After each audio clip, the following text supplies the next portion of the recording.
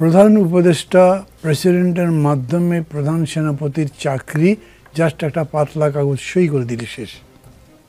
তারপরে যেটাই হোক না কেন, ইফ ওই জিনিসটা সই হয়ে যেতে পারে, যদি পৌঁছে দেওয়া যেতে পারে, তারপর তিনি থাকতে পারবেন না।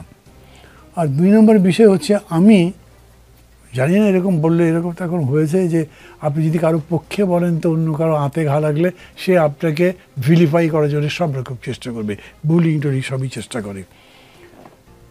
বর্তমানে বাংলাদেশ সেনাবাহিনী যা আছে সেটা অগাস্ট অভ্যুত্থানের সময়ে ক্ষমতা নেবার মতো অনেক সুযোগ ছিল আমি মনে করি, তারা সেই পথে তো যায়নি।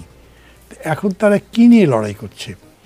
এমনকি তারা যদি মনে করতো যে আওয়ামী লীগকে প্রোটেক্ট করতে হবে, তাহলে ক্ষমতা নিয়ে তারা প্রোটেক্ট করার ব্যবস্থাও করতে পারতো।